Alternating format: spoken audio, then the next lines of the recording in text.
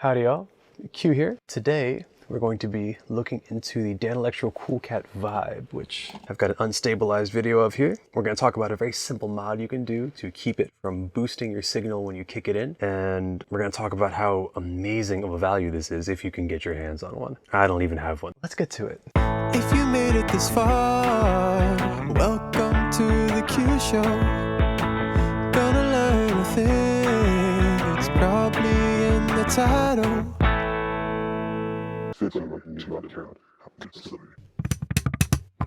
Alright, so got a cool cat. Before I turn it on and make lots of noise, I want to show you the mod. It's 3 seconds. Anybody with a soldering iron and a steady hand could knock this out. I'd recommend a not cheap one, but you know, it's honestly simple enough that you could really get by. This could be your first mod. I would go as far as to say that if you're like remotely handy. Give me 1 minute. No dual cam this time, so I'm unscrewing the bottom, pulling the bottom off, and boom, camera view. So the mod is actually pretty basic. Take a resistor whose value is going to populate on the screen because I already forgot what it is, and you solder it right to the main output. So this is actually dampening the entire signal. When I was first looking into modding this, my thought was that I wanted to reduce just the wet side of the signal, but what happens actually is that this pedal is true bypass.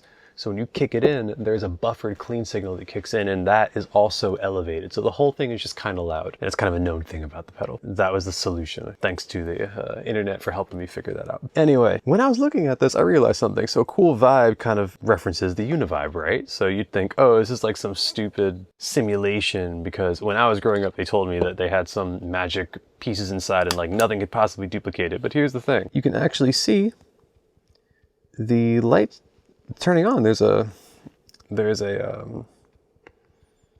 LDR in there, so there's a light dependent resistor that is actually reacting to a light turning on off, just like the original Univibe. Now I know there's some people that talk about how like the shape of the mirrored enclosure is somehow pivotal to the sound of it, etc., etc. The bottom line to me is that this is creating the Univibe effect in the exact same way the Univibe did. So to me, that's pretty damn cool, especially considering the cost of an original Univibe and how much these tend to go for. I mean, ever since that JHS video, the cat's kind of out of the bag and people are actively seeking these out. But I feel like this gets overlooked a little because with the boost of the gain, it's a little unusable in a pedal rig. But with that very simple mod, it brings it more or less even. Now keep in mind, when it kicks in, it then sends power to the light. So you are gonna notice a shift in tone, but that's unavoidable. You're going from a pretty colored, buffered sound from true bypass, and that's always going to sound different. But if you reduce the main output a little bit, it's going to make it way more subtle.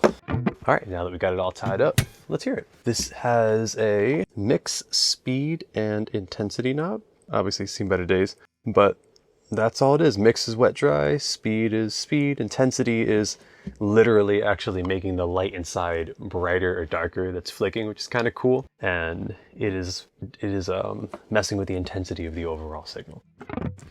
All right, so here's my clean tone. I'm running it through a L5 amp. Basically, it's a solid state, super clean.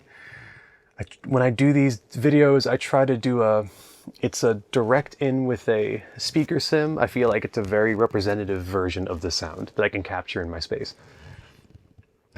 Some reviews try to make it sound like as amazing as possible, but I want you to hear the pedal and decide if it's something you want to pick up. So clean. Now watch when you kick it in. You get that little shift in tone. That is still a little bit of a jump, but definitely within the realm of usable, I feel. And as you heard, the warble kicked in after. All right, so let's hear it with the effect in.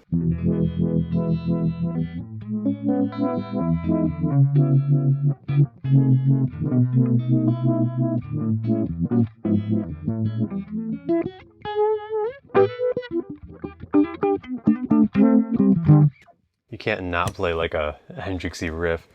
One thing I don't have that I feel comfortable using is a freaking single coil guitar.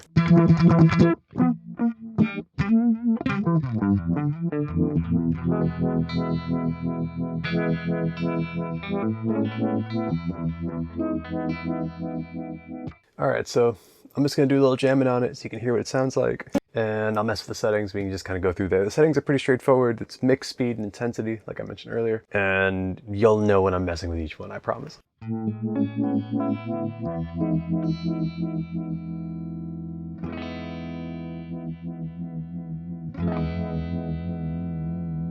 So interesting thing about this pedal, the mix makes it apparent that the classic Univibe tone is actually a blend of the wet and dry. So if you make it all the way wet, you kind of get like this vibrato situation. Then as you bring it down, it's kind of a sweet spot that to me is most Univibe-y, at least what I perceive Univibe to be. And then the other two, the speed and intensity, let's try them out.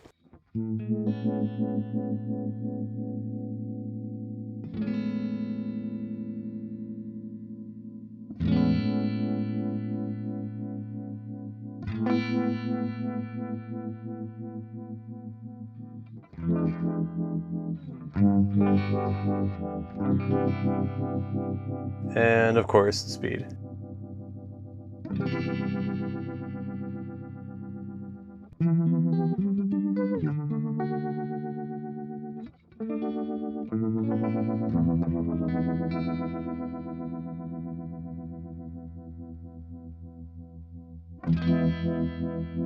To me, that's like the sound. I just love it slow.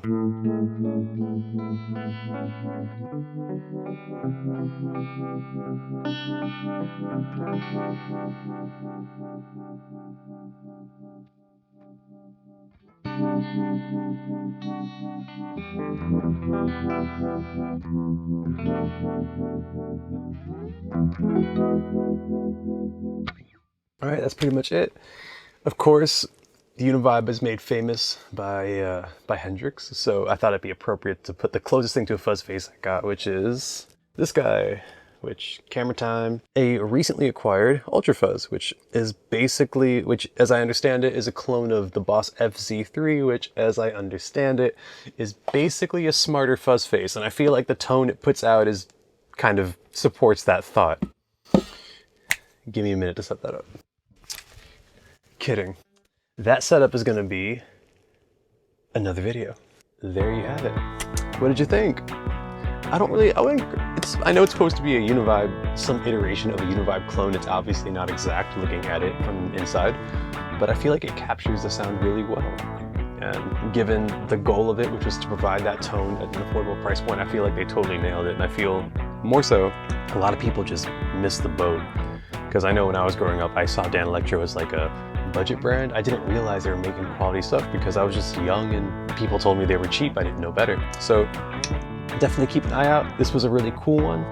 Before my friend challenged me to make it more usable to him, I didn't even know it existed. I didn't think a Univibe clone would be something I'd be able to easily get, but I'm definitely going to keep an eye out for one. I would like to thank my Patreon sponsor, who is still a little lonely up there, but you could be the second one.